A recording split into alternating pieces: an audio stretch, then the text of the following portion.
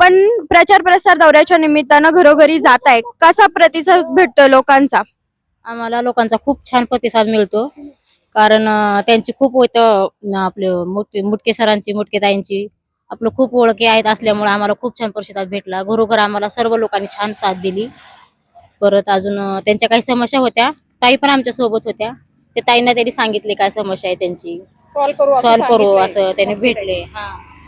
काही काहींचे मंदिर, आम्ही गणेश साम्राज्यामध्ये गेलेलो, त्यांनी सांगितलं आम्हाला मंदिर पाहिजे, खाली ग्राउंडला एक तरी मंदिर पाहिजे.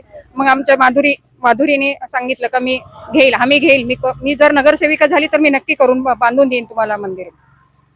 कारण स्विमिंग पूलाची पण काही जणांनी आमच्या मुलांसाठी स्विमिंग पूल, शाळा, काही खूप गरजा आहेत आमच्या, ते सगळे समस्या त्यांनी आम्ही करून देऊ असं त्यांनी ताईंनी सरळ सांगून दिलं, बोललो. काय काय पब्लिक लोकांचं म्हणणं असं आहे की तुम्ही पुढे सरका, आम्ही तुमच्या पाठीमागे साथ देतो, आमची साथ भरपूर आहे, तुम्ही आमच्यासाठी भरपूर करता, त्यामुळे आम्ही तुम्हाला भरपूर साथ देतो.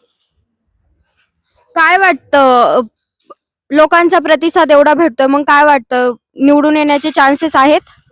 खूप छान आहेत. हो, आम्हाला तर रिस्पॉन्स छान भेटलेला आहे. कारण आम्ही गॅरंटीने सांगू शकतो की ताई येतीलच. रिस्पॉन्स एवढा छान आहे ना, तर खरोखरच वाटतं भावी नगरसेविका नक्की होणार माधुरी. निवडून आल्याच्या नंतर माधुरीताई प्रामुख्याने कोणती कामं हातात घेतील?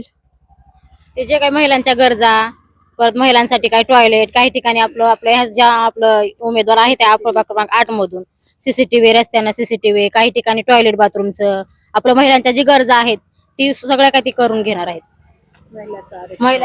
महिलांसाठी आरक्षण वगैरे सगळं. आता कसं मुलींना थोडस प्रॉब्लेम होतो, म्हणून मग त्या महिलांसाठी आरक्षण करतील. महिलांसाठी काही खूप असं आज वयोवृद्ध माणसांसाठी कुठं जागोजागी आपलं बसण्यासाठी ते सगळं त्यांनी आम्ही घेतलीत करून घ्यायचे.